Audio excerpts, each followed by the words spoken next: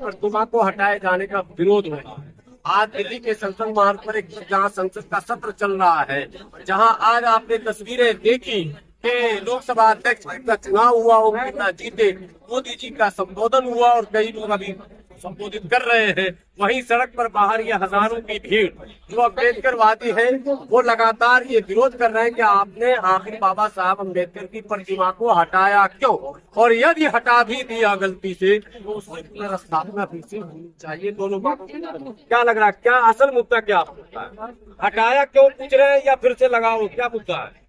देखिए, सबसे पहले साथियों को मेरा क्रांतिकारी जय भीम। और मैं आपके माध्यम से सभी लोगों को आगाह कराना चाहता हूँ, ये बाबा साहब की स्टैचू हटाने का मामला नहीं है। इनका प्लान ही संविधान को हटाने का था, लेकिन 3 तारीख को चुनाव पड़ा मारा था। 4 तारीख को इन्होंने 3 तारीख को, एक दिन पहले इनको कॉन्फिडेंस था, ये ओवर कॉन्फिडेंस में इन्होंने ये सारा काम किया। बाबा साहब की 400 पार वाला कॉन्फिडेंस था, इसका हटाना था कि 400 पार, तो 400 पार तो हुए नहीं, लेकिन इनका ओवर कॉन्फिडेंस था कि हम ईवीएम के माध्यम से या जनता में गुमराह करने के चोरी से कैसे भी, इनको ओवर कॉन्फिडेंस ये था कि हम 400 पार होंगे।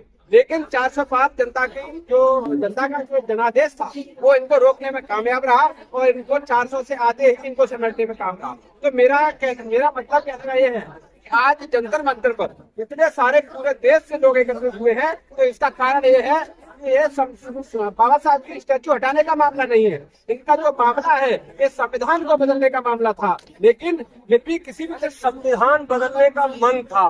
4 तारीख को परिणाम आना था, तो संविधान निर्माता को पहले 3 ही तारीख को इन्होंने किनारे कर दिया। तो आपका कहना है इनका कारण, इनका मतलब ही यही था कि हम 400 आएंगे, बाबा संविधान नहीं मिटाएंगे, बाबा साहब का नाम निशान भी मिटा देंगे। राइट। ये चाहते हैं कि बाबा साहब अगर इस देश में जीवित रहेंगे विचारों के माध्यम से, तो इनकी चोरी पकड़ी जाएगी।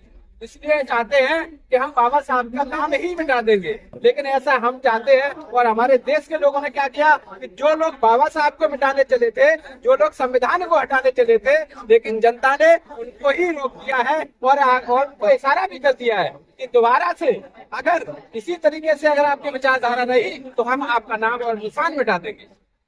कुल मिलाकर जो आक्रोश है जनता में, वो तो आप सुन ही रहे। आप कहाँ से सर आए हैं? से है, मेरा नाम रामकिशोर पौध है। मैं आपको अच्छी तरह से जानता हूँ। ऐसी बात नहीं है,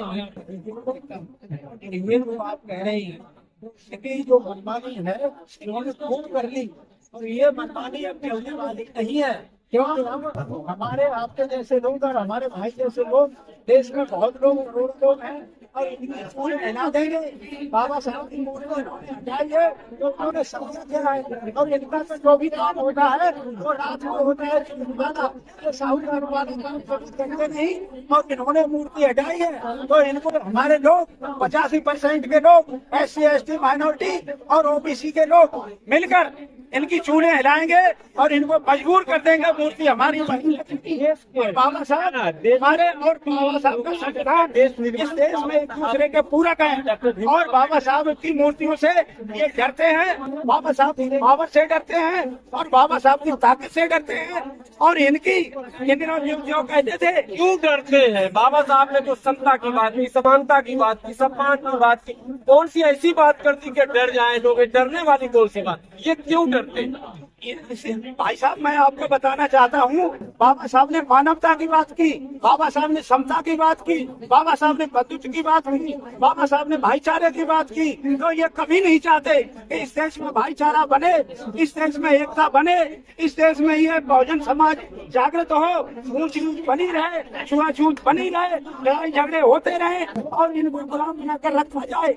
इनको संविधान हटाने का मतलब है, हिंदू राष्ट्र बनाने का मतलब है इस देश को तोड़ना, संविधान को तोड़ना, मनुष्य को लाना। उसको हम कभी इनकी ताकत को साकार नहीं होने देंगे, और हम चाहे जिंदा रहें या मारे जाएं, शहीद हो जाएं, लेकिन हम इनको कभी संविधान का मोदी जी कहीं हमारा इरादा ऐसा है नहीं। मैं तो संविधान को नमन करता हूँ, कहते थे मोदी जी का कभी इरादा साफ नहीं था। मोदी जी नकली संविधान की कॉपी लाते हैं और वहाँ सलामी देते हैं, झुकते हैं। और नमन करते हैं। मोदी जी अगर इतने ही साफ होते तो हमारे देश में समानता होती, भाईचारा होता, रोजगार होता, शिक्षा होती, महंगाई नहीं होती, बराबरी होती और सब मिलकर के एक साथ रहते, देश में अमन चैन होता। और मोदी जी ने तो जब जब भी देखा मौका मिला तो मोदी जी ने ही संविधान की धज्जियां उड़ाई हैं। 22 जनवरी को इन्होंने प्राण प्रतिष्ठा करके हमारे लोगों को तोड़ करके और वहां जा करके जो तांडव किया तो हमारे लोगों पर धारा 144 लागू हुई। दंडवत किया होगा, इन्होंने धर्म निभाना है। वो धर्म नहीं है, ये धर्म के नाम पर पुरिंदा है। ये धर्म कभी कोई कह नहीं सकता। अधर्म को ये धर्म कहते हैं, झूठ को ये सच कहते हैं। पहले इनका हिंदू धर्म था, फिर उससे पहले आर्य धर्म था, उसके बाद इन्होंने सनातनी कर लिया। सनातन इनका धर्म है ही नहीं, सनातन की परिभाषा ये जानते नहीं। बुद्ध का धर्म था सनातन, भगवान बुद्ध कहते थे ऐसा हम वो सनातन हो। धर्म इसलिए सनातन होता है, खुशहाली आनी चाहिए देश में, दुनिया में सभी प्राणियों को सुख मिलना चाहिए, सबको बराबर के संसाधन मिलने चाहिए, सबको बराबर से भाईचारा मिलना चाहिए। ये कभी नहीं चाहते कि इस देश में भाईचारा बने। और ये चाहे वो एक तरफ मनवाद हो गया है, एक तरफ अम्बेडकरवाद हो गया है, तो अम्बेडकरवाद कभी झुककर बात नहीं करेगा। हमारे महापुरुषों ने 250 सालों तक संघर्ष किया और लड़ते आए हैं, लड़ते रहेंगे।